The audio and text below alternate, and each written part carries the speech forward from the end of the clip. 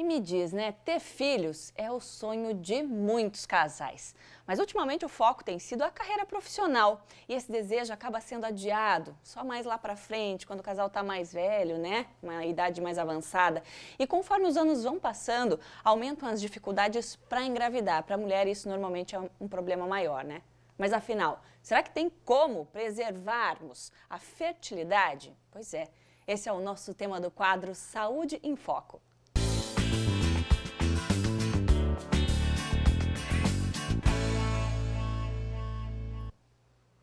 E aqui comigo está o Dr. Salomão, ginecologista especialista em infertilidade.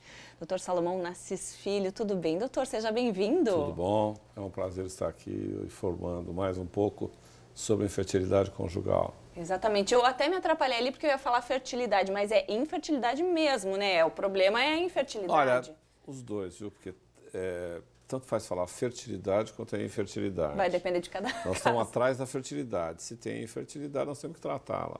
Doutor, antes da gente entrar no assunto, que a gente tem bastante coisa para tratar aqui, eu queria saber uma situação que deve ser bastante peculiar no seu consultório. Os casais, normalmente, eles ficam naquela dúvida de... antigamente existia isso de culpar um ou outro, você não pode ter filho ou a mulher não pode ter filho, mas hoje isso é tratado de que forma? O casal ele se vê mais como um todo e tenta buscar o que está acontecendo? Sem dúvida nenhuma. Sem tabu? É cultural. O homem, ele não procura um tratamento de fertilidade conjugal. Geralmente ele fala, vai você, que o problema deve estar aí. Não é bem assim. É quase a porcentagem de infertilidade de causa masculina e de causa feminina são muito semelhantes. É ao redor de 35% a 40%. Depois tem a causa de infertilidade dos dois juntos, que gira em torno de 20%. E tem 10% de causa de infertilidade sem causa aparente. Nós não vamos achar a causa. Nunca. Tá certo. O que era interessante falar nesse tópico da preservação é que quando chega um casal infértil, nós temos que observar o quê? Nós temos que ter um óvulo bom, que vai dizer a fator da mulher, um espermatozoide bom, a fator do homem, e um útero bom, que aí envolve um monte de fatores de imunologia, de imunidade e de receptividade do embrião. A mulher, o que acontece com a mulher? A mulher, ela nasce com milhões de óvulos. É diferente do homem que começa a produzir óvulos na puberdade e não para mais. A mulher nasce com os óvulos que ela tem, esses óvulos vão envelhecendo. Quer dizer, ela tem 10 anos, o óvulo tem 10 anos. Ela tem 20, o óvulo tem 20. 30, 30. 40, 40. E aí o ápice, a melhor qualidade desses óvulos é lá por... Quanto mais novo. Mais novo. O americano acha que é de 20 a 24. O europeu acha que é de 23 a 28. Mas na realidade brasileira, a gente pede para as mulheres, por exemplo, assim, aquelas mulheres que interromperam o relacionamento, bom, enfim, aquela mulher que não tem estrutura familiar ainda para ter filho, nada.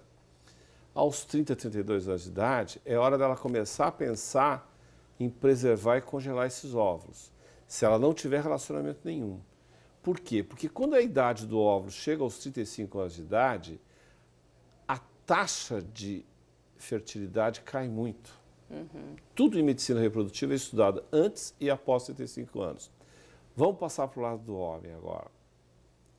O homem, ele só vai procurar um médico se ele tiver um traumatismo do testículo, se ele tiver uma varicocele que é visível, ou quando ele quer engravidar uma mulher, a mulher que ele ama, ele só vai no ginecologista especialista em infertilidade porque ele ama aquela mulher e vê o quanto ela sofre por não conseguir ter um filho. A hora que ela vê a amiga, a vizinha, todo mundo engravidando. Ou seja, na hora que a mulher pressiona, vai. Porque a menina tem um sangramento anormal, a mãe já leva correndo e fala assim, pelo amor de Deus, doutor, eu quero ter uma neta, ela tem que ter um filho. O homem, ninguém dá bola para o homem. Sim. E está ali uma porcentagem de fator de fertilidade quase igual com a mulher. Isso quer dizer que, olha, não estou dando bola para você.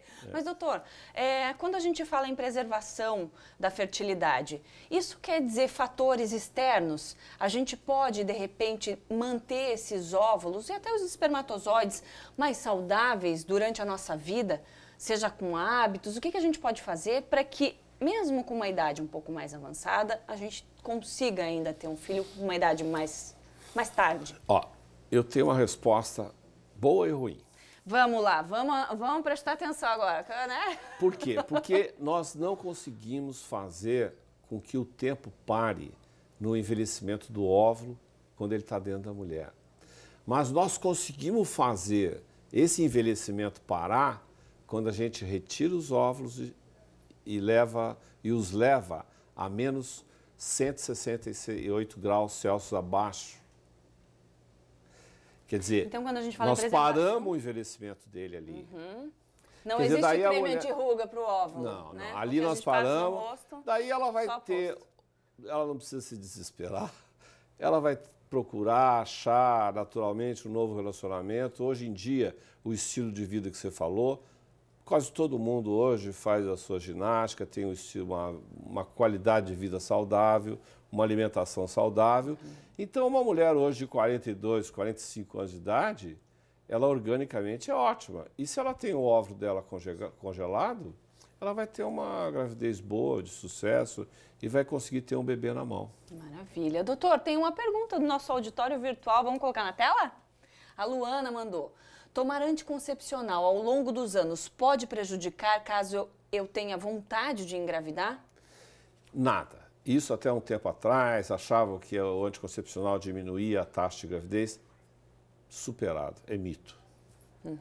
Então, inclusive, a gente acha assim, eu particularmente acho que menstruar é uma sangria desnecessária. Quer dizer, não tem problema nenhum, a hora que para a gente corrige tudo. Mas eu achava importante também a gente falar um pouco das principais causas que causam infertilidade para alertar aquela mulher que vai fazer ou não uma preservação da fertilidade sem ser aquela social. O que é aquela social? A mulher que está no auge da carreira, aquela que não encontrou nenhum relacionamento, que está sem nenhum relacionamento, que quer postergar por algum motivo importante a sua gravidez. Congelar óvulos, se possível, ao redor de 32 anos. E o homem? Ninguém está falando do homem. Quantos pacientes eu recebo, sem comentar um pouco antes, que é muito importante eu falar, o diagnóstico que é feito nas mulheres com câncer de mama. É muito grande. É ao redor de 160 mil novos casos de diagnóstico de mama em mulheres inférteis por ano. Quer dizer, é simplesmente congelar esse óvulo antes da mulher receber a quimio e a radioterapia, porque depois vai torrar o ovário delas. E mesmo aquelas que voltam a menstruar, os médicos que tratam precisam fazer uma revisão e pensar o seguinte: esses óvulos não voltam com a mesma qualidade. E não adianta fazer o exame que normalmente fazem, que é o FSH. FSH para a gente, em termos de reprodução humana hoje, não vale nada. O que vale para ver reserva ovariana é o hormônio antimileriano e a contagem de folículos antrais. Esses dois são fiéis. Passando para o lado do homem, tem que pensar em traumatismo de testículo, varicocele e infecções. E uma outra coisa muito importante, antes de fazer uma vasectomia no homem, faz ele colher 2 masturbações, ele tem esperma para a vida toda.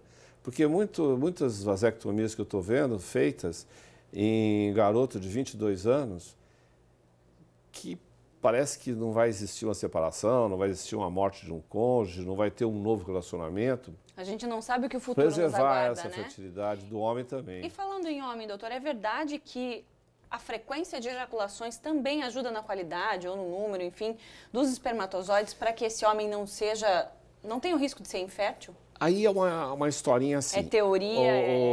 O testículo produz os espermatozoides, mas eles são armazenados nos epidídimos.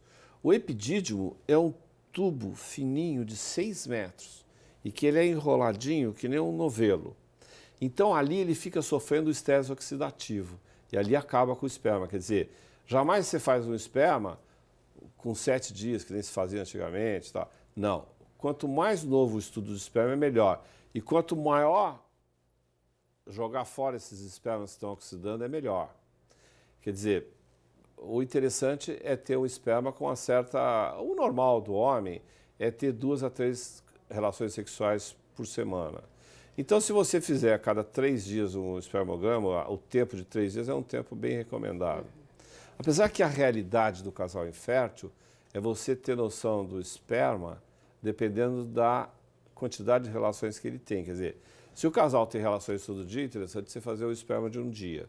Se ele tem relações cada 7 dias, é interessante você saber que tipo de esperma essa mulher está recebendo. Vai avaliar a realidade de cada casal, né? De cada casal, Doutor, personalizar. Obrigada por estar aqui com a gente. Vamos voltar a falar muito mais disso. Tenho muitas coisas para a gente conversar com quem está em casa, tirar muita dúvida, que o pessoal manda pergunta aqui para a gente. Então, obrigada por estar aqui com a gente hoje. Obrigado a vocês por poderem informar um pouquinho mais. Valeu.